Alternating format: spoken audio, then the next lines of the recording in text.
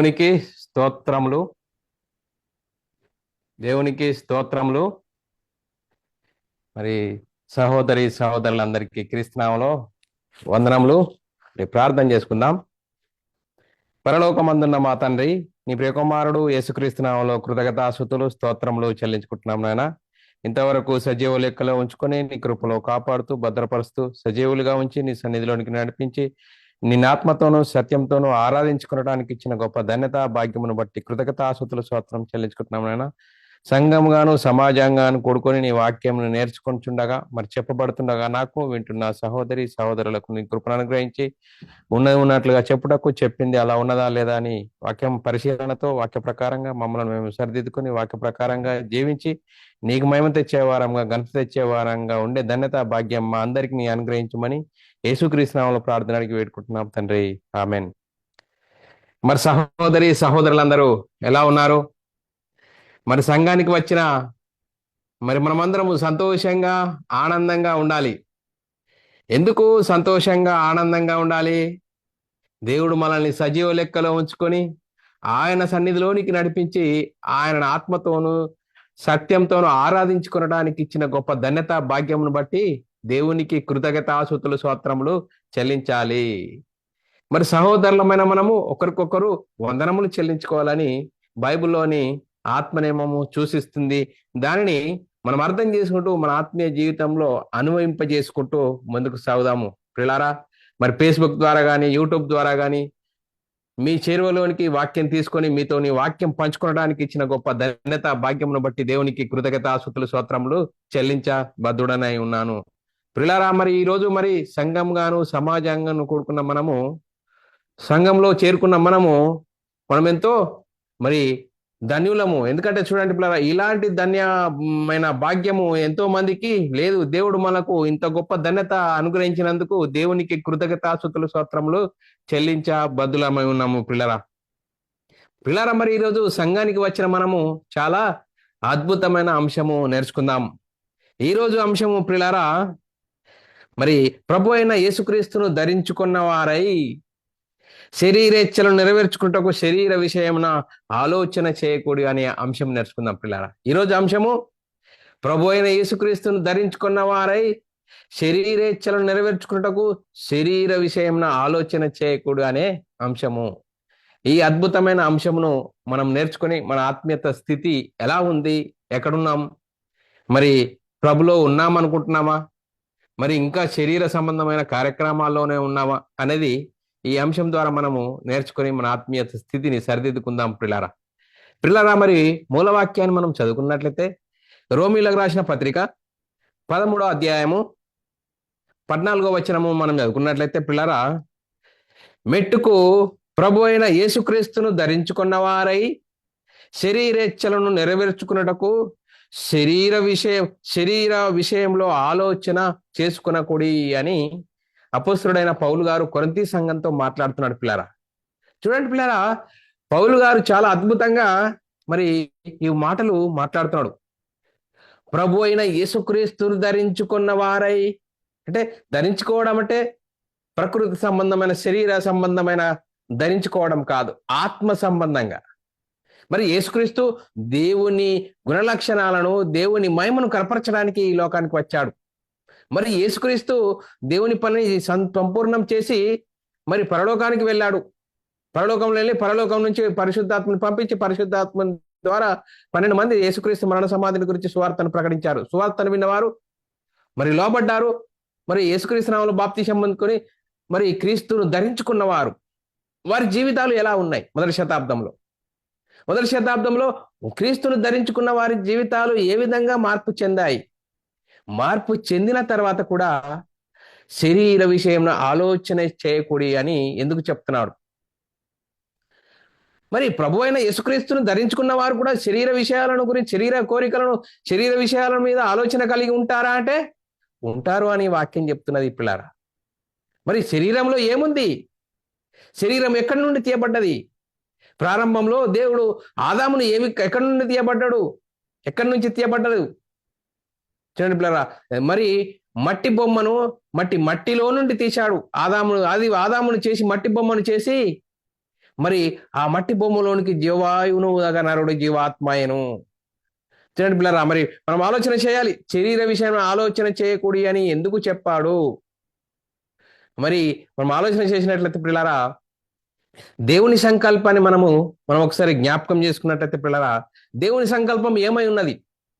దేవునికి అనేక మంది కుమారులు కావాలి, తన కృపామహిమకు కీర్తి చేయాలి, వారు పరిశుద్ధులుగా ఉండాలి, వారు నీతిమంతులుగా ఉండాలని దేవుని సంకల్పం పిల్లరా.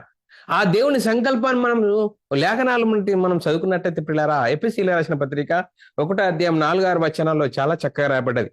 ఎట్లనగా తన ప్రియుని యందు తాను ఉచితముగా మనకు అనుగ్రహించిన తన కృపా మహిమకు కీర్తి కలుగునట్లు తన చిత్త ప్రకారమైన దయా సంకల్పము చొప్పున యేసుక్రీస్తు ద్వారా తనకు కుమారునుగా స్వీకరించుటకై మనను ముందుగా తన కోసం నిర్ణయించుకొని మనము తన ఎదుట పరిశుద్ధులమును నిర్దోషులమై ఉండవలనని జగత్తు పునాది వేయబడక మునుపే ఆయన క్రీస్తులో మనల్ని ఏర్పరచుకున్నాడు.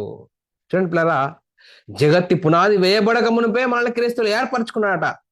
చూడండి పిల్లరా, మరి దేవునికి అనేక మంది పిల్లలు కావాలి, తన కృపామహిమకు కీర్తి తెచ్చేవారుగా ఉండాలి, పరిశుద్ధులుగా ఉండాలి, నీతిమంతులుగా ఉండాలని అనుకున్నాడు పిల్లరా. అనుకున్న పిమ్మటినే మరి ఏం చేశాడు? ప్రణాళిక ప్రకారం ఆదామును చేశాడు. ఆదామును చేసి మరి ఆదాములో నుండి అవ్వను తీశాడు. వారి ఇరువురిని ఆశీర్వదించాడు. వారు మరి దేవుని చిత్తాన్ని నెరవేర్చాలి. కానీ దేవుని చిత్తాన్ని అనతి కాలంలోనే దేవుని చిత్తాన్ని నెరవేర్చక సాతాను చిత్తానికి మరి వెళ్ళిపోయారు.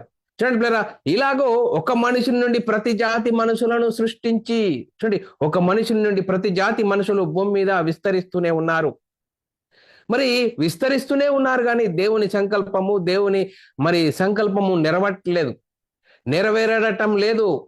చూడండి పిల్లరా, మరి దేవుని చిత్తము కోసమే ఇదంతా చేశాడు కదా, దేవుని సంకల్పం ప్రకారమే దేవుని ఇదంతా చేశాడు కదా, కానీ దేవుని చిత్తము నెరవేరట్లేదు. చూడండి పిల్లరా, ఏ భేదము లేదు, అందరూ పాపము చేసినందున దేవుడు అనుగ్రహించి మహిమను పొందలేకపోతున్నారట. రోమీయులకు రాసిన పత్రిక 3:23 పిల్లరా, ఏ భేదము లేదు, అందరూ పాపము చేసినందున అని చాలా చక్కగా రాయబడ్డది పిల్లరా. మరి దేవుడు అనుగ్రహించిన మహిమను పొందలేకపోతున్నారట. చూడండి పిల్లరా, ఇష్టానుసారమైన జీవితం చేస్తున్నారు కానీ దేవుని గురించి ఆలోచన లేదు, దేవుని సంకల్పం గురించి ఎవరు ఆలోచించట్లేదు. అందుకోసమే చూడండి పిల్లరా, ఏ భేదము లేదు, అందరూ పాపము చేసినందున, పాపము చేస్తేనే పాప అవుతాడు కానీ పాపం చేయని వారు పాపి కాదని బైబిల్ చాలా చక్కగా చెప్తున్నది.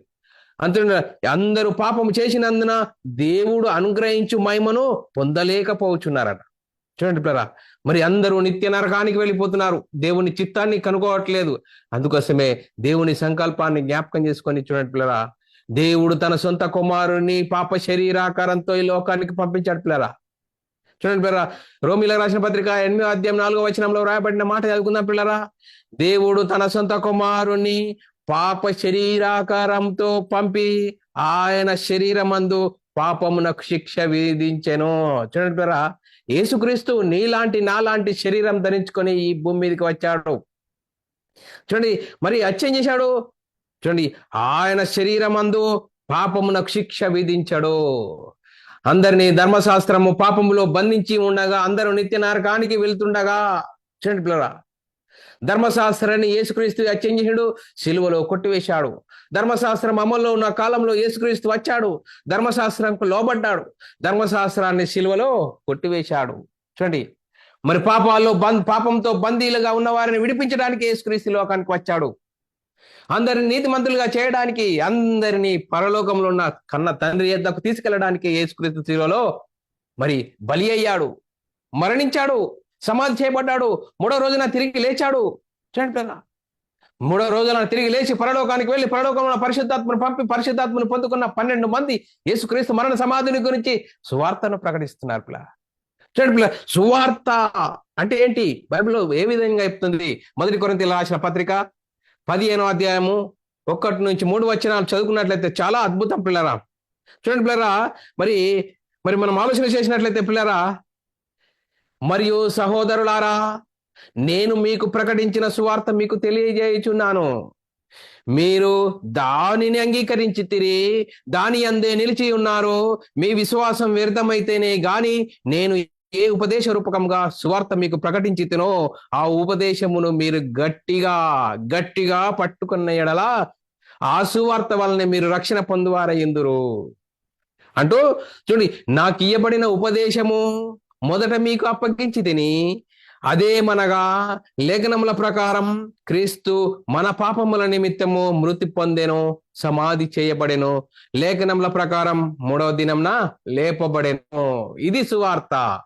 చూడండి పిల్లరా, మరి ఈ సువార్త మరి సర్వలోకానికి వెళ్ళి సర్వ సృష్టికి సువార్తను ప్రకటించండి, నమ్మిన వారు రక్షింపబడతారు, నమ్మని వారికి శిక్ష విధించబడునని లేఖనాలు చెప్తున్నాయి పిల్లరా.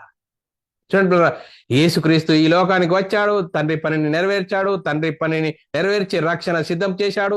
ఆ రక్షణను పొందుకున్న అపోస్తలులు యేసుక్రీస్తు మరణ సమాధిని గురించి సువార్తను ప్రకటిస్తున్నారు. మొదటి శతాబ్దంలో సువార్తను ప్రకటిస్తున్నారు. ఏ విధంగా సువార్త? చూడండి, అపోస్తల కార్యము 2వ అధ్యాయం 36 నుంచి 38 వచనాలు మనం చదువుకున్నట్లయితే, మీరు ఈ జీవాధిపతిని మీరు జీవాధిపతిని అప్పగించారు, దేవుడు ఆయనను తిరిగి లేపాడు, మేమందరం సాక్షులం అని చెప్తున్నారు. చూడండి పిల్లరా, లేఖనాలు చదువుకుందాం పిల్లరా. 2వ అధ్యాయము 36 నుంచి 38 వచనాలు, మీరు సిలువ వేసిన ఈ యేసునే దేవుడు ప్రభువుగాను క్రీస్తుగాను నియమించెను. చూడండి పిల్లరా, మీరు సిలువ వేసిన ఈ యేసునే దేవుడు ప్రభువుగాను క్రీస్తుగాను నియమించెను, ఇది ఇజ్రాయిలు వంశమంతయు రుడిగా తెలుసుకొనవలెను. వారు ఈ మాటలు విని హృదయంలో నొచ్చుకొని, చూడండి బ్రదర్, ఏం మాటలు విన్నారు?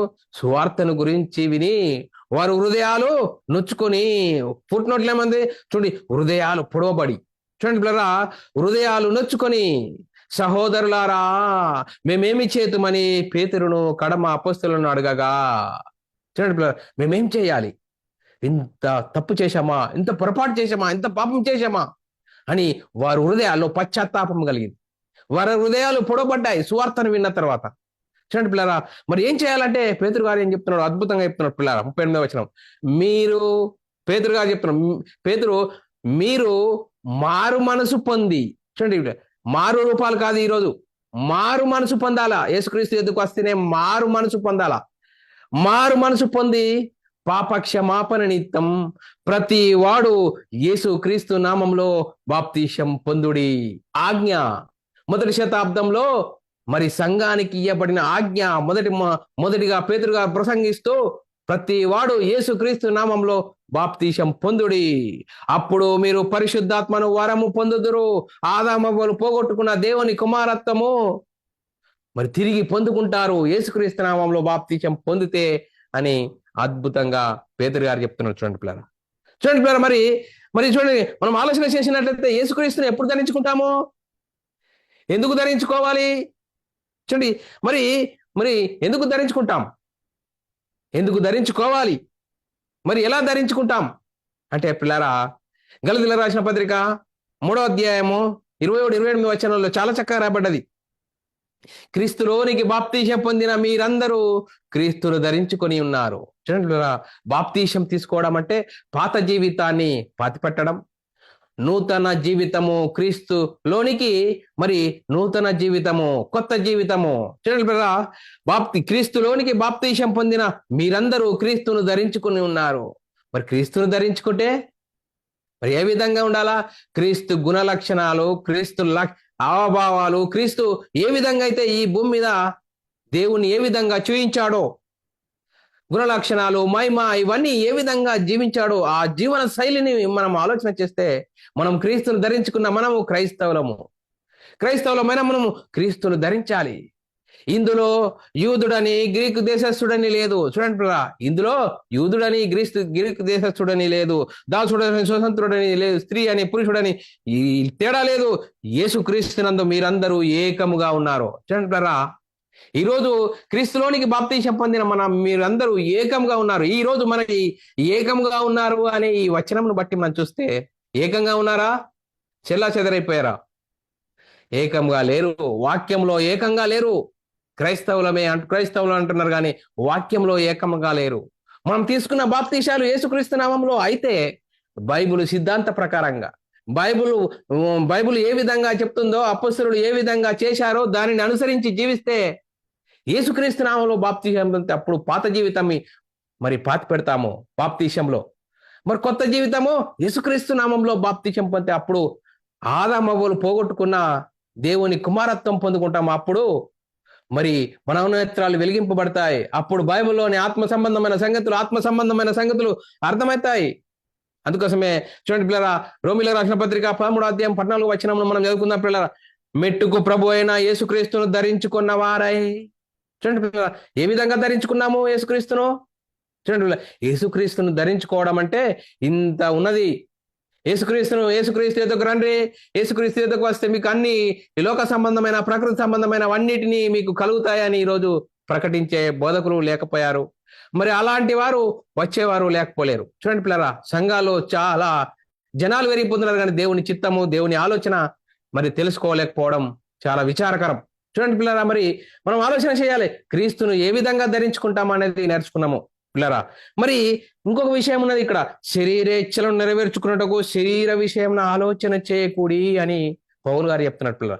క్రీస్తును ధరించుకున్న మనము, క్రీస్తు మహిమను చవి చూసిన మనము మరి శరీరేచ్ఛలను నెరవేర్చుకున్నట్టుకు శరీర విషయమున ఆలోచన చేయకూడి. ఎందుకు శరీర విషయమున ఆలోచన చేయకూడి అంటే, శరీరము దేవుని చిత్తాన్ని నెరవేర్చదు, దేవుని చిత్తానికి వ్యతిరేకంగా ఉంటది.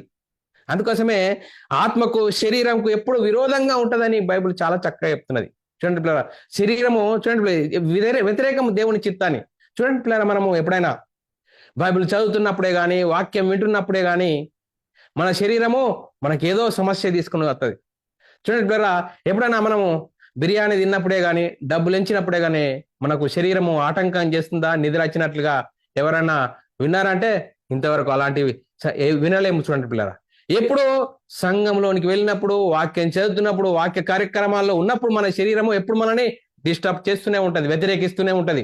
చూడండి పిల్లరా, లేఖనం కూడా చెప్తుంది, గలతీయులకు రాసిన పత్రిక 5వ అధ్యాయం 17వ వచనంలో, శరీరము ఆత్మకు ఆత్మ శరీరంకు విరోధంగా అపేక్షించును. చూడండి పిల్లరా, వ్యతిరేకం అంటున్నాడు. చూడ, ఇవి ఒకదానికొకటి వ్యతిరేకంగా ఉన్నవి గనుక మీరేమి చేయనిచ్చించురో వాటిని చేయకుందురు. చూడండి పిల్లరా, మరి శరీరం ఒకటి చెప్తుంది, ఆత్మ ఒకటి చెప్తుంది. శరీరము దాన్ని మరి ఆత్మను డామినేట్ చేస్తుంది. చూడండి పిల్లరా, ఆత్మను డామినేట్ చేస్తుంది శరీరము. ఎప్పుడు శరీరము దేవుని చిత్తానికి వ్యతిరేకంగా ఉంటుంది అని లేఖనం కూడా చెప్తుంది. చూడండి పిల్లరా, అందుకోసమే పౌలు గారు ఏమంటుండే, శరీరంలో శరీరం ఎలాంటిది అనేది చెప్తున్నాడు పిల్లరా. శరీరం గురించి పౌలు గారు అద్భుతంగా చెప్పాడు పిల్లరా. శరీర కార్యక్రమాలు, శరీరము ఏ విధంగా వ్యతిరేకంగా దేవుని కార్యక్రమానికి వ్యతిరేకంగా ఉంటుంది. నా యందు నా శరీరం అందు అంటున్నాడు పిల్లల. శరీరంలో ఏమున్నది అని పౌలు గారు చాలా చక్కగా అద్భుతంగా చెప్తున్నాడు పిల్లల. రోమిలకు రాసిన పత్రిక 7వ అధ్యాయము 18 నుంచి 25 వచనాల్లో చాలా చక్కగా చెప్తున్నాడు. నా యందు అనగా నా శరీరం అందు అంటున్నాడు పిల్లల, మంచిది ఏది లేదంటున్నాడు. చూడండి పిల్లల, శరీరము ఎప్పుడు మరి ఆత్మకు విరోధంగానే, దేవుని కార్యక్రమాలకు విరోధంగానే ఉంటుంది.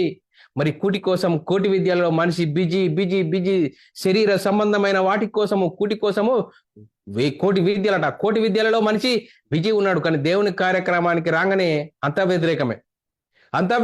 చూడండి పిల్లరా, మనం ఆలోచన చేయాలి, లేఖనం చదువుకుందాం పిల్లరా. మరి రోమిలకు రాసిన పత్రిక 7వ అధ్యాయం 18 నుంచి 25 వచనం చదువుకున్నట్లయితే, నా యందు అనగా నా శరీరమందు మంచిది ఏదియో నివసింపదని నేను ఎరుగుదును, మేలైనది చేయవలనని కోరిక నాకు కలుగుచున్నది గాని దానిని చేయుట నాకు కలుగుటలేదు. చూడండి పిల్లరా, నా యందు అనగా నా శరీరమందు మంచిది ఏది లేదంటున్నాడు. చూడండి పిల్లరా, మరి వ్యతిరేకంగా ఉన్నది, నేను చేయాలనుకుంటున్నాను కానీ దాన్ని చేయుట కలుగుటలేదు అని, నేను చేయగోరు మేలు చేయగోరని కీడే చేయుచున్నాను, నేను కోరని దానిని చేసిన ఎడల దానిని చేయునది నా యందు నివసించు పాపమే గాని ఇకను నేను కాదు. చూడండి పిల్లరా, మరి శరీరంలో పాప స్వభావం ఉన్నది. ఈ పాప స్వభావం ఎప్పుడు మరి పల్టీ కొడుతూనే ఉంటది. చూడండి, శరీరాన్ని ఉర్రుతలూగిస్తుంటది. శరీరాన్ని ఉర్రుతలూగిస్తూ ఉంటది. అందుకోసం నా యందు నివసించు పాపమే. చూడండి పిల్ల, పాపమే గాని ఇక నేను కాదు. ఆత్మ కార్యాలు, ఆత్మ ఎప్పుడు పరితపిస్తుంటది. వాక్యం వినాలి, వాక్య సంబంధమైన కార్యక్రమాలు చేయాలి. శరీరం ఎప్పుడు నిన్ను డామినేట్ చేస్తూనే ఉంటది అని చెప్తున్నాడు పిల్లరా. కాబట్టి మేలు చేయగోరు నాకు కీడు చేయుట కలుగుచున్నదని ఒక్క నియమము నాకు కనబడుచున్నది. చూడండి పిల్లరా, ఒక నియమం కనబడుతున్నది.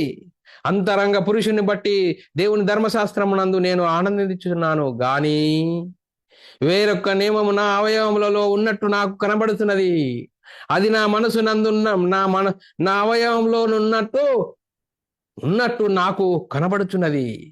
చూడండి, అది నా మనసునందున్న ధర్మశాస్త్రంతో పోరాడుచు నా అవయములలోనూ ఉన్న పాప నేమునకు నన్ను చెరపట్టుకొని లోపరుచుచున్నది. చూడండి బరా, అయ్యో నేనెంత దౌర్భాగ్యుడను, ఇట్టి మరణమును నాకు లోనగు శరీరము నుండి నన్ను ఎవడు విడిపించును అంటూ మరి 25 వచనం, మన ప్రభు అయిన యేసుక్రీస్తు ద్వారా దేవునికి కృతజ్ఞతాస్తుతులు చెల్లించుచున్నాను. చూడండి, యేసుక్రీస్తు ద్వారానే మరి పాపాన్ని జయించే గొప్ప భాగ్యమని అనుకుంటున్నాడు. చూడండి పిల్లరా, మన ప్రభు అయిన యేసుక్రీస్తు ద్వారా దేవునికి కృతజ్ఞతాస్తుతులు స్తోత్రములు చెల్లించుచున్నాను.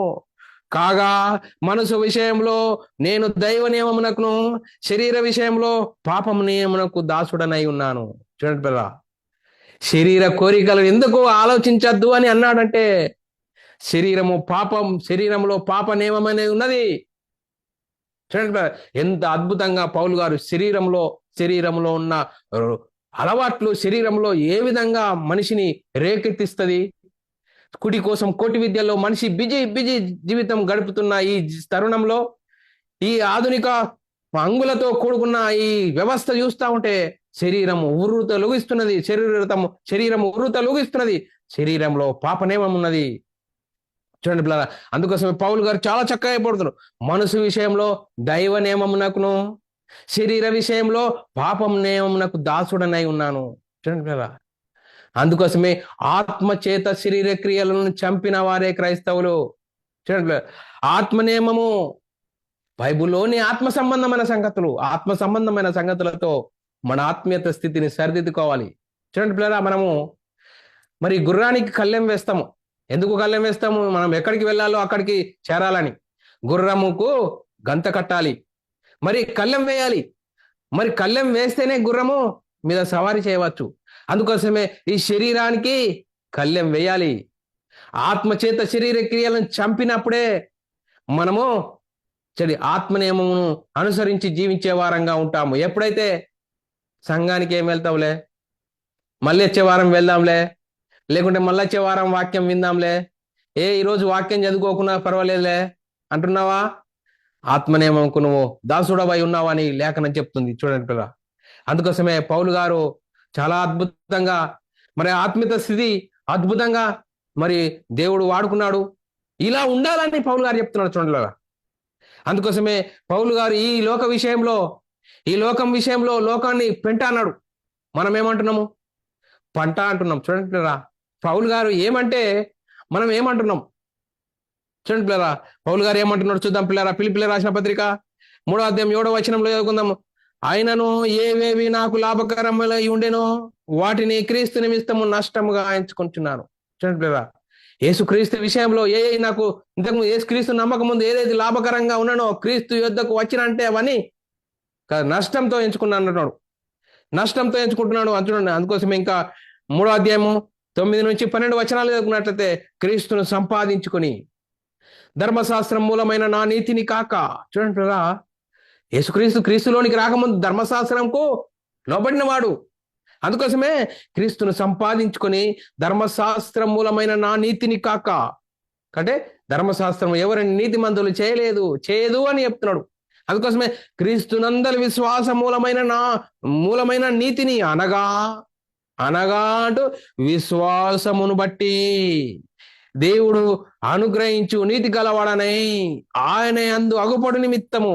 చూడండి, ఆయన యందు అగుపడు నిమిత్తము ఏ విధము చేత నేను మృతులలో నుండి నాకు పునర్ధానం కలగవలనని ఆయన మరణ విషయంలో సమాన అనుభవం గలవాడనై ఆయన మరణ పునర్ధాన బలమును ఎరుగు నిమిత్తము ఆయన శ్రమలలో పాలివాడగుట ఎట్టిదో ఎరుగు నిమిత్తము సమస్తము నష్టపరుచుకొని వాటిని పెంటతో సమానముగా ఎంచుకుంటున్నాను. చిన్నపిల్లగా, పెంటతో ఎంచుకుంటున్నాను. ఇది వరకే నేను గెలిచి తినని ఇది వరకే సంపూర్ణ సిద్ధి పొంది తినని అని నేను అనుకొనుట లేదు గాని దేని నిమిత్తము చూడండి, నేను దేని నిమిత్తము క్రీస్తు క్రీస్తు యేసు చేత పట్టబడితినో దానిని పట్టుకొనాలని పరిగెత్తుచున్నాను. చూడండి బ్రదరా, పౌలు గారు మొదటి శతాబ్దంలో మరి కొత్త నిబంధనలో సుమారు 14 పత్రికలు రాసిన మహానుభావుడు. నాకు ఏ కొద్దిగా మరి చూడండి బ్రదరా, నేను గెలిచి తినని నేను సంపూర్ణ సిద్ధి పొంది తినని అయినను అనుకొనుట లేదు. అనుకొనట లేదు, అతిశయం అసలు లేదు. నేను చేశాను, నేను నేను అని అనడం లేదు అంటున్నాడు. చూడండి బ్రదరా, మనము కొంచెం చేశాము, నేనే చేశాను అని చెప్పుకుంటాం.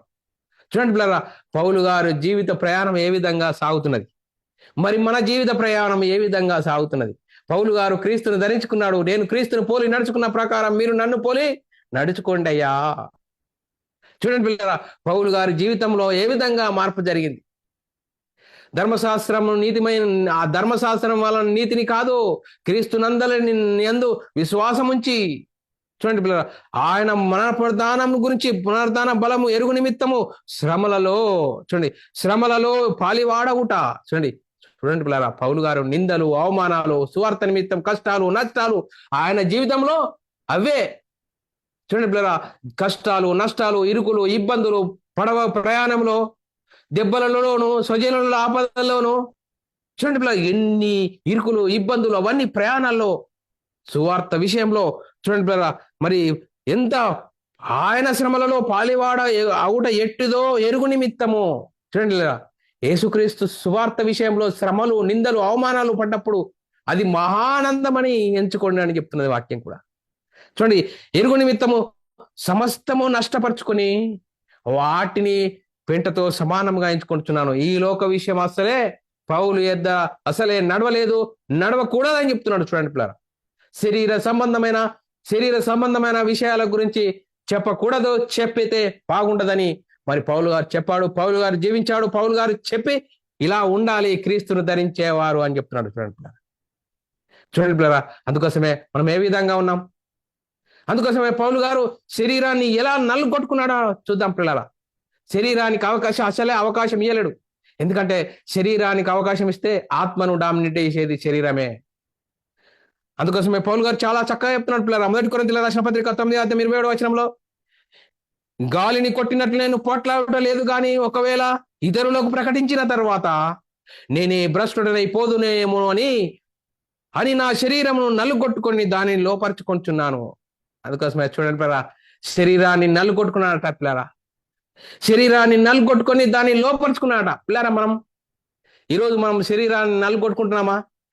మన అవసరాల కోసమే శరీరాన్ని నలుగొట్టుకొని ఈరోజు వాక్యం చదువుదాం అనుకున్నానని శరీరం అంతా బలహీనమైపోయింది. రేపు చదువుకుంటానని పనుకుంటున్నామే కానీ అయ్యో వాక్యం విందాం అనుకుంటున్నాం కానీ అయ్యో ఈ శరీరం ఈరోజు పని చేసి అలిగిపోయాని, కానీ వాక్యం రేపిందామని దేవుని చిత్తాన్ని, దేవుని వాక్యం కోసమే మనము వాయిదాలు వేసుకుంటే మన జీవితం గడిచిపోతుంది, మన ఆయుష్ కాలం గడిచిపోతున్నది. కానీ శరీరం ఆత్మ విషయంలో శరీరాన్ని నలుగొట్టిన విధంగా ఉన్నామా? పౌలు గారు ఎందుకు నలుగొట్టుకున్నాడు? కుసుడు అంటే శరీరాన్ని కుసున పెట్టాడు. శరీరం ఏమాత్రము చూడండి పిల్లరా, ఏమాత్రము దాన్ని మరి పొంగియలేడు పౌలు గారు. మరి మనము శరీరంలో బలహీనత కలిగినప్పుడు మనము ఎక్కువ చెప్పేది నాకు ఈ బలహీనత ఉంది, నాకు ఆ బలహీనత ఉంది అని శరీరం గురించి చెప్పుకుంటాం. కానీ ఆత్మ విషయాల కోసం ఎప్పుడైనా మనము మాట్లాడుతున్నామా? ఆత్మ విషయాలలో అయ్యో మనం వెనుకబడిపోతున్నామేమో, మన ఆత్మీయ స్థితి వెనుకబడిపోతున్నదేమో, అయ్యో ఏంటి మన పరిస్థితి అంటున్నాడు, ఏంటి అని మనం ఆలోచిస్తున్నామా? అందుకోసమే పౌలు గారు అయ్యో నేను ఎంత దౌర్భాగ్యుడు, ఇట్టి మరణం నుండి నన్ను తెచ్చేవాడు ఎవరు అంటున్నాడు. అందుకోసమే అయ్యో అంటే ఎప్పుడంటే అనమండి అయ్యో అని. అందుకోసమే పిల్లరా, మనం ఏ విధంగా ఉన్నాము? పౌలు గారి జీవిత విధానంలో ఏ విధంగా మార్పు కలిగింది, ప్రభువును ఏ విధంగా ధరించుకున్నాడు. అందుకోసమే ప్రభు అయిన యేసుక్రీస్తును ధరించుకున్న వారై శరీరేచ్ఛలు నెరవేర్చుకున్నటకు శరీర విషయంలో ఆలోచన చేయకుడి. శరీరంలో పాప నియమమున్నది, ఆ పాప నియమమునకును మనసు విషయము దైవ నియమమునకు నేను దాసుడనై ఉన్నాను అని పౌలు గారు చెప్తున్నాడు. పిల్లలు, మనమే విధంగా దేనికి దాసులం? మన జీవితాల్లో దేనికి దాసులంగా ఉన్నాము? ఈ వాక్యాన్ని వింటున్న సహోదరుడా, ఈరోజు వాక్యం ద్వారా మనల్ని మనమే ఆలోచన చేసుకోవాలి పిల్లరా. వాక్యం చాలా అద్భుతం పిల్లరా. వాక్యాన్ని మన హృదయంలో నింపుకోవాలి పిల్లరా. అయ్యో ఈరోజు వాక్యం, ఈరోజు సంఘానికి వెళ్ళానే, శరీరం విషయంకో ఆలోచన చేయొద్దని చెప్తున్నది. ఆత్మ ప్రభు అయిన యేసుక్రీస్తును ధరించుకున్న వారై,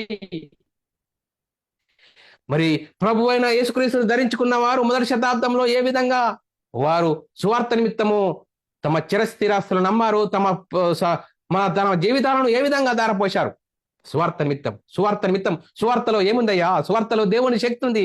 ఆ దేవుని శక్తి ఉంది నేను మనమై ఉన్న ఆత్మను రక్షింపజేస్తుంది. చూడండి పిల్లరా, సువార్తలో ఉంది భాగ్యం.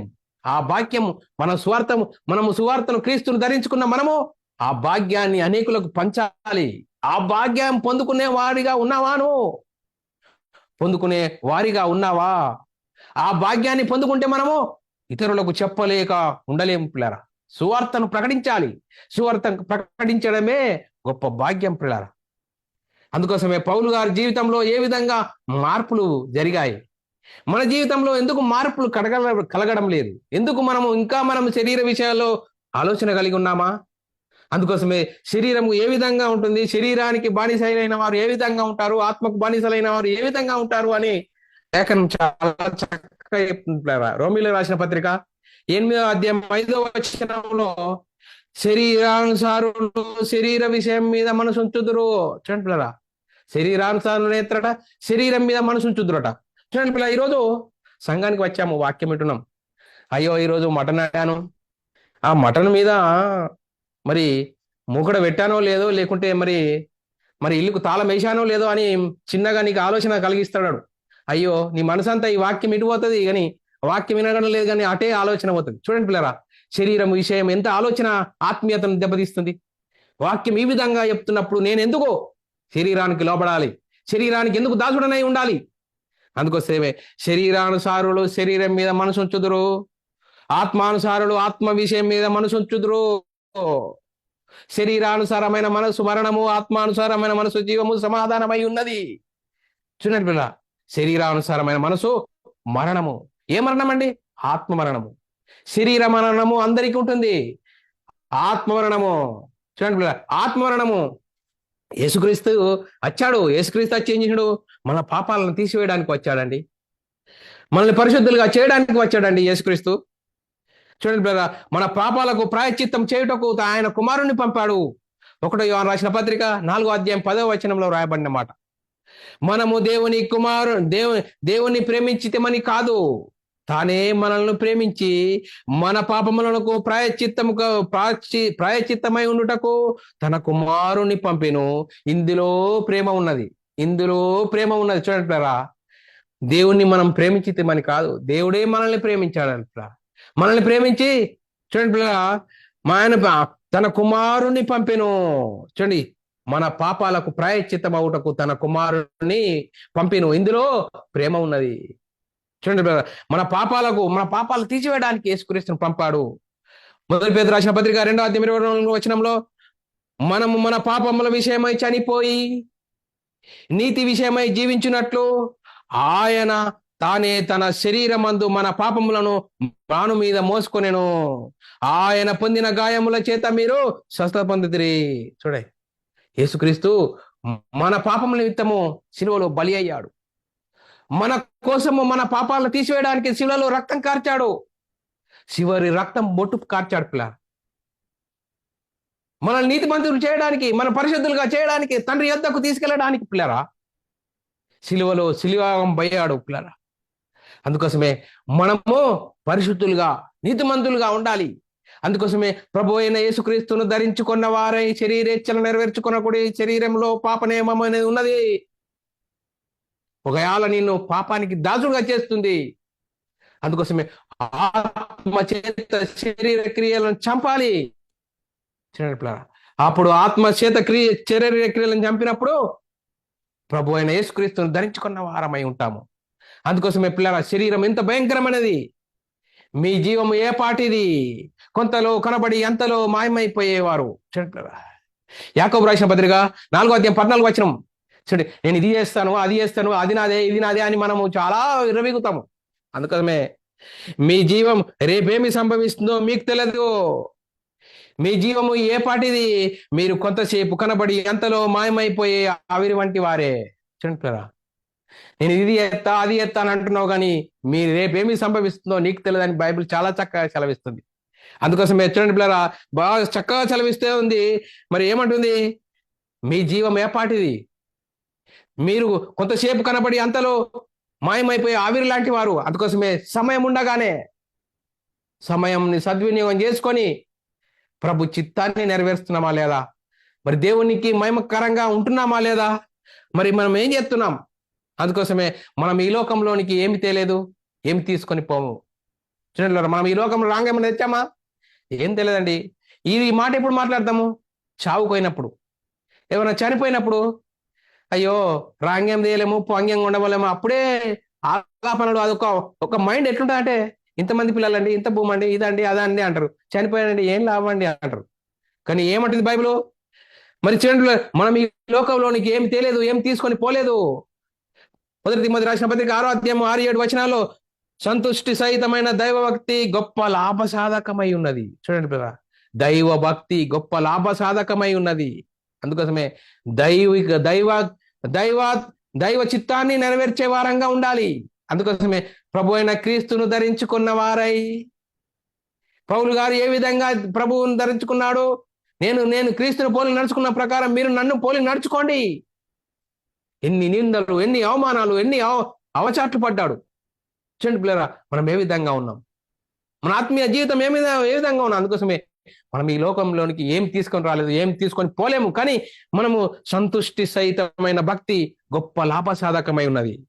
ఆ భక్తి గల మన జీవితాన్ని, మన ఆత్మీయత స్థితి ఏ విధంగా ఉన్నది అనేది ఎప్పుడు క్షణము ఆలోచన కలిగి ఉండాలి. ఈరోజు గడిచిపోయిందా? ఈరోజు ఆత్మీయత స్థితిని మనం ఏమైనా సరిదిద్దుకున్నామా? ఆత్మ కార్యాలు ఏమైనా చేశానా? శరీర కార్యాలే చేశానా? మనం ఒక లిస్టు పెట్టుకోవాలా. ఈరోజు ఆత్మ కార్యాలు ఒకటి, శరీర కార్యాలు ఎక్కడ నిండిపోతాయి, ఆత్మ కార్యాలు ఏముండయి. చూడండి పిల్లరా, మనం ఏం చేస్తున్నాం? మనం ఆలోచన చేయాలి. అందుకోసమే పౌలు గారు చాలా చక్కగా చెప్పడం, మనసు విషయమై దైవ నియమమునకును, శరీర విషయమై పాప నియమమునకు దాసుడనై ఉన్నాను. మనం దేనికి దాసులమై ఉన్నాము? రోజు దేనికి దాసులమైపోతున్నాము? అందుకోసమే మనల్ని మనం ఆలోచన చేయాలి పిల్లరా. రాంగ్యం తేలేము, పొంగ్యం కొడవలేము. చూడండి పిల్లరా, పౌలుగా మరి యోబు గారు ఏం చెప్తున్నాడు? నేను తల్లి గర్భంలో నుండి దిగంబరనై వచ్చి తిని దిగంబరనై పోలిపోతున్నాడు. చూడండి పిల్లరా, లేఖనం చదువుకుందాం. యోబు గ్రంథం 1వ అధ్యాయం 21వ వచనంలో, నేను తల్లి గర్భంలో నుండి దిగంబరిని వచ్చి తిని దిగంబరిని అక్కడికి తిరిగి వెళ్ళిదును. యెహోవా ఇచ్చెను, యెహోవా తీసుకొనెను, యెహోవా నామముకు స్తుతి కలుగును గాక. పౌలు గారికి అన్ని ఇచ్చాడు, అన్ని తీసేసినప్పుడు. అందుకోసమే నేను తల్లి గర్భంలో ఎలా నుండి వచ్చినో అలాగనే వెళ్ళిపోతాను. యెహోవా ఇచ్చెను, యెహోవా తీసుకొని, యెహోవా స్తుతి కలుగును గాక అన్నాడు. మరి మనం ఆలోచన చేయాలి, మనం ఏంటి, ఎట్లా వస్తున్నాము, ఎట్లా పోతున్నాము, ఏంటి? దైవభక్తి గొప్ప లాభసాధకమై ఉన్నది. అందుకోసమే ప్రసంగి గ్రంథంలో కూడా రాయబడ్డది పిల్లరా. మరి 5వ అధ్యాయం 15-16 వచనాల్లో రాయబడ్డది, వాడు ఏ ప్రకారంగా తల్లి గర్భం నుండి వచ్చినో ఆ ప్రకారంగా తను వచ్చినట్లే దిగంబరి మరలా పోవును. చూడండి పిల్ల, ఎట్లా వస్తామో అట్లా పోతాము. కానీ ఒకటి, దైవభక్తి గొప్ప లాభసాధకమై ఉన్నది. ఆ దైవభక్తి కోసం మనము మన మనసును సరి చేసుకుంటున్నామా? అందుకోసం మన మనస్సు మారాలి. ఏంగా మారాలి? మరి బాహ్య శరీరము, మరి శరీర సంబంధమైన వాటిని గురించి మార్పులు, మిద్దె గట్టుడు, భూమి మీద భూమి కొనడు, ఈ లోక సంబంధమైన ఈ అభివృద్ధి కాదు, ఆత్మ సంబంధమైన అభివృద్ధి కావాలి. ఆత్మ సంబంధమైన అభివృద్ధిలో మనము ముందడుగుండాలి. అందుకోసమే పౌలు గారు ఈ లోకాన్ని పంట అన్నాడు. మనం ఈ లోకాన్ని పంట అంటున్నాం. మనం ఎంత వ్యతిరేకంగా ఉన్నాం. అందుకోసమే మన ఆత్మీయత స్థితిలో ఎలా ఉన్నాం, ఏం చేస్తున్నాం? మరి సమయం గడిచిపోతుందే, దేవుడిచ్చిన అవకాశం గడిచిపోతుందే. 40 సంవత్సరాలు అవుతుంది, 50 సంవత్సరాలు అవుతుంది, అయ్యో శరీరం బలహీనం అయిపోతుంది. ఎందుకోసం దేవుని పని ఏం చేయాలి, ఏం చేస్తున్నాను అని మనమే తర్జన భర్జన కలిగి ఉండాలి పిల్లరా. మరి మనం ఏం చేయాలి? మారు మనసు పొందాలి. చూడండి పిల్లరా, మీ మనస్సు మారి నూతనం అవుట వలన రూపాంతరం పొందండి. రోమిలో రాసిన పత్రిక 12వ అధ్యాయం 1-2 వచనాల్లో రాయబడిన లేఖనం చదువుకుందాం పిల్లరా. కాబట్టి సహోదరులారా, పరిశుద్ధమును దేవునికి అనుకూలమైన సజీవయాగముగా మీ శరీరములను ఆయనకు సమర్పించుకొనడని దేవుని వాత్సల్యమును బట్టి మిమ్మును బతిమాలుకొనుచున్నాను. ఇట్టి సేవ మీకు యుక్తమైనది. మీరు ఈ లోక మర్యాదను అనుసరింపక, ఏమంటున్నాడు? ఈ లోక మర్యాదను అనుసరించమంటున్నాడా? చూడండి పిల్లరా, మన జీవితంలో దేవుని వాక్యానికి మొదటి స్థానం ఇవ్వాలి. తర్వాత శరీర సంబంధంగా, ఆత్మ సంబంధానికి ఫస్ట్ ప్రిఫరెన్స్ ఇచ్చినప్పుడు మన ఆత్మీయ జీవితం ఏ విధంగా ముంగటికెళ్తుందో మనకే అర్థమవుతుంది పిల్లరా. అందుకోసమే మీరు ఈ లోక మర్యాదను అనుసరింపక ఉత్తమమును అనుకూలమును సంపూర్ణమై ఉన్న దేవుని చిత్తమేదో పరీక్షించి తెలుసుకున్నట్లు మీ మనస్సు మారి నూతనమగుట వలన రూపాంతరం పొందండి. రూపాంతరం పొందండి. చూడండి పిల్లరా, రూపాంతరం అంటే అప్డేట్. ఈరోజు పిల్లరా ఆధునిక పరికరాలు వస్తున్నాయి, అప్డేట్ అవుతున్నదండి. మొబైల్ అంటే ఈ పాత ఫ్యూచర్ అండి, కొత్త ఫ్యూచర్ అండి, అప్డేట్ అయిందండి అన్నట్టు. చూడండి పిల్లరా, ఈ లోక సంబంధమైన వాటి విషయంలో మార్పు అప్డేట్ అవుతున్నప్పుడు మన ఆత్మ విషయంలో మనం మార్పు కలుగుతున్నామా? కలగాలి అని లేఖనం చెప్తుంది. అందుకోసమే కలగకుంటే శరీరం నిన్ను లోపెడుతుంది, శరీరాన్ని నేను పాప నియమములకు అప్పచెప్తుంది, నిన్ను పట్టేస్తుంది. అందుకోసమే పౌలు గారు చాలా అద్భుతంగా చెప్పాడండి శరీరం గురించి. చూడండి, శరీరము ఆత్మ శరీరంకు వ్యతిరేకంగా ఉన్నాయట. వ్యతిరేకం. చూడండి, దేవుని చిత్తాన్ని అస్సలే నెరవేర్చదట. మరి శరీరం ఎప్పుడు విరోధంగా ఉన్నదట, అపేక్షిస్తుందట. అందుకోసమే మనము పడుకునేటప్పుడు అనుకుంటాం, రేపు లేవగానే వాక్యం చదువుకోవాలి, వాక్యం రాసుకోవాలి అనుకుంటాం. కానీ మళ్ళీ శరీరం ఏమవుతుంది? డామినేట్ చేస్తుంది. ఏం చదువుకుంటావులే, ఏం పండుకుంటావులే, పడుకోసం అప్పటిదాకా. శరీరం ఏ విధంగా డామినేట్ చేస్తుంది చూడండి పిల్లరా. భయంకరమైన పరిస్థితి మనలోనే ఉన్నదని పౌలు గారు చెప్తున్నాడు. అందుకోసమే మనసు విషయమునకు దైవ నియమమునకు, శరీర విషయమునకు పాపం నియమునకు దాసుడనై ఉన్నాను. అందుకోసమే ఆత్మ చేత శరీర క్రియలను చంపాలి. చంపినప్పుడే మన క్రైస్తవ జీవితము, మన ఆత్మీయ జీవితము, దైనందిన జీవితము దినదినము మార్పు పొందుతుంది, రూపాంతరం పొందుతుంది. అందుకోసమే రూపాంతరం పొందాలి అని లేఖనం చెప్తుంది. మీ మనస్సు మారి నూతనమగుట వలన రూపాంతరం పొందుడి. అందుకోసమే మనం ఆలోచన చేసుకోవాలి. ఈ ఒక నెల అవుతుందే, ఈ నెలలో బైబిల్ అంతా చదువుతా, కొత్త నిబంధన చదువుతా, కొత్త నిబంధన అంతా చదువుతాను, మరి వింటాను అని ఒక ప్రణాళిక వేసుకో. ఆ ప్రణాళిక ప్రకారం దినదినగా వెళ్తా ఉంటే ఆత్మీయత స్థితి ఎందుకు ముందట్టుకోదు. చూడు, శరీర విషయంలో మనం ఏదైనా చేయాలనుకుంటే ఎంతో సిద్ధపడి, మరి ఆ సిద్ధం కలిగి ఆ సిద్ధపడి ఆ పని పూర్తి చేస్తాం. కానీ ఆత్మ విషయంలో ఏదో ఆటంకము, ఏదో సమస్య. చూడండి పిల్లరా, బైబిల్ చదువుతున్నామా? ఆత్మ సంబంధమైన సంగతులు ఎప్పుడు అర్థమవుతాయండి? మరి చదివితే, ఆలోచిస్తే, అర్థం చేసుకుంటే అర్థమవుతాయండి. శరీర సంబంధంగా ఈరోజు భోజనం చేయాలంటే ఏం చేస్తాం? 2 గంటలు కష్టపడాలి. 2 గంటలు కష్టపడిన తర్వాత అర్ధ గంటలో అన్నం తిని ఆరగిస్తాం. చూడండి పిల్లరా, శరీర సంబంధంగా శరీరం కోసం, కూటి కోసం, కోటి విద్యల్లో మనిషి బిజీ జీవితం గడిపిస్తున్నామే. అందుకోసమే రేపేమి సంభవిస్తుందో నీకు తెలియదు, నాకు తెలియదు, ఇంతలో కనబడి అంతలో మాయమైపోయి ఆవిరి లాంటి జీవితం అంట. అందుకోసమే సమయం ఉండగానే మన సమయంను సద్వినియోగం చేసుకొని దైవ నియమమునకు మనం దాసులమై ఉండాలి. మరి శరీరము విషయంలో మరి దాసులమై ఉంటే పాప నియమానికి దాసులమై ఉంటాము. పాపం ఏం చేస్తుంది? చూడండి పిల్లరా, శరీరానికి ఆశలు కల్పించే ఉన్నాడు సాతాను. శరీరాశ, నేత్రాశ, జీవడమ్మాన్ని చూపెడతాడు. తిను, తాగు, సంతోషించు, ఇందుకోసమే నీ జీవితం అని శరీరం ఉప్పొంగిస్తున్నాడు. చూడండి, శరీరాంగాన్ని ఉప్పొంగిస్తున్నాడు. అందుకోసమే చూడండి పిల్ల, రేపు ఏమి సంభవిస్తుందో నీకు తెలియదు, నాకు తెలియదు, ఇంతలో కనపడి అంతలో మాయమైపోయి ఆవిరి లాంటి జీవితం. అందుకోసమే పౌలు గారు ఏ విధంగా రోమా సంఘంతో చెప్తున్నాడు, ప్రభు అయిన యేసుక్రీస్తును ధరించుకున్న వారై. చూడండి, ప్రభుని ఎప్పుడు ధరించుకుంటామండి? సువార్తను విని, సత్య సువార్తను విని. యేసుక్రీస్తు ఎవరండి? దేవునితో సమానుడుగా పరలోకంలో ఉన్నాడండి. పరలోకంలో ఉన్న దేవునితో సమానుడుగా ఉన్న ఆయన నీ కోసం, నా కోసం.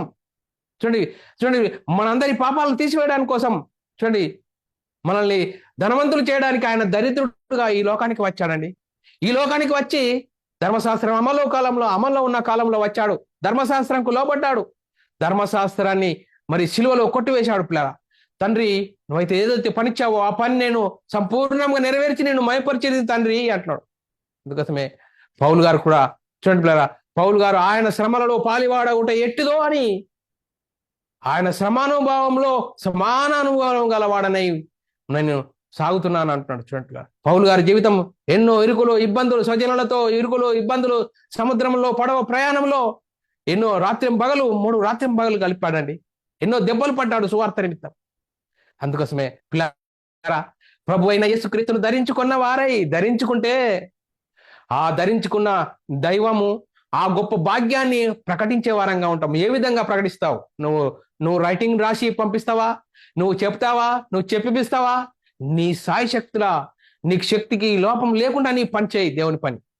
చూడండి, అప్పుడు మన ఆత్మీయత స్థితి మరి దినదినము వృద్ధి పొందుతుంది పిల్లరా. అందుకోసమే మనస్సు మారి నూతన మౌట వలన రూపాంతరం పొందుడి అని చెప్తుంది పిల్లరా. అందుకోసమే పిల్లరా, మనము ఈ వాక్యాన్ని వింటున్న సహోదరి సహోదరుడు, ప్రభు అయిన యేసుక్రీస్తును ధరించుకున్న వారై శరీరేచ్ఛలను నెరవేర్చుకున్నటకు శరీర విషయమైన ఆలోచన చేయకూడదు అని పౌలు గారు ఎందుకన్నాడు?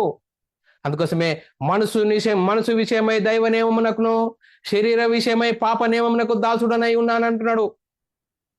అందుకోసమే శరీరాన్ని అందరికీ ప్రకటించిన తర్వాత నేనే దౌర్భాగ్యుడనై పోదునేమో అని నా శరీరాన్ని నలుగొట్టుకుంటున్నాను అని పౌలు గారు చెప్తున్నాడు. మరి మనం ఏం చేయాలి? మన శరీరాన్ని నలుగొట్టుకుందామా? ఇంకా బుదిరికిద్దామా మన శరీరాన్ని? పడుకో అంటావా? లేకుంటే ఇంకా ఇది లేదు అది లేదని శరీరం కోసమే, శరీరము ఉరు తొలగించే విధంగా శరీరం కోసం ఉరుకులాడదామా? ఏం చేద్దాం? మనం ఆలోచన చేద్దాం పిల్లరా. ఈ వాక్యం వింటున్న సహోదరి సహోదరుడా, అందుకోసమే ప్రభు అయిన యేసుక్రీస్తును ధరించుకున్న వారై, అందుకోసమే మనం ధరించుకున్న వారం పై ఉండి మరి పౌలు గారు ఏమంటారు? నేను క్రీస్తును పోలి నడుచుకున్న ప్రకారం మీరు నన్ను పోలి నడుచుకోండి. అందుకోసమే పౌలు గారు ప్రభు అయిన యేసుక్రీస్తును ధరించుకున్న వారై ప్రభు కార్యాలలో మరి సహకారులుగా ఉండండి. ప్రభు కార్యాలు చేస్తూ మన జీవితము మనము కొనసాగించాలి. అందుకోసమే శరీరేచ్ఛలు నెరవేర్చుకున్నట్టు శరీర విషయమైన ఆలోచన చేయకుడి. శరీరం చాలా భయంకరమైనది. పాప నియమమునకు దాసుడనై ఉన్నాను. పాప నియమం అనేది శరీరంలో ఉన్నది. నేను క్రైస్తవుడను, నేను క్రైస్తవురాలను, నేను వాక్యం చెప్తున్నాను అని కాదు. ఎప్పుడు నిన్ను పల్టీ కొట్టిస్తుందో తెలియదు. నీ ఆత్మీయతను డామినేట్ చేస్తుంది శరీరం అంటుంది. అందుకోసమే శరీరాన్ని నలుగొట్టుకోమని పౌలు గారు చెప్తున్నాడు. మనం కూడా మన శరీరాన్ని ఆత్మ చెప్పినట్లు ఆకలి కూడా ఆకలి లేదేం లేదు, ఆపేసేయాలి అట్లనే. చూడండి పిల్ల, ఇలాంటి శరీరానికి ఆత్మ చేత శరీర క్రియలను చంపాలి. అప్పుడు ఏం చేయాలా? ఆత్మ సంబంధమైన సంగతులతో వాక్యం చదవాలి, వాక్యం వినాలి. వాక్యం ఏం చెప్తుంది? అయ్యో వాక్యం ఇది తెలియలేదు, అది తెలియలేదు. వాక్యం గురించి ఆలోచన చేసుకుని మన ఆత్మీయత స్థితి దినదినం వృద్ధి పొందుకుంటూ ఆత్మీయతలో అభివృద్ధి పొంది అనేకులకు సువార్తను ప్రకటించే వారంగా ఉంటూ ముందుకు సాగుదాం. మరి ఇంతవరకు చెప్పబడిన వాక్యం ప్రతి ఒక్కరి హృదయంలో నీరుగట్టి ఫలింపజేయను గాక. ఆమెన్. అందరికీ వందనములు, దేవునికి స్తోత్రాలు.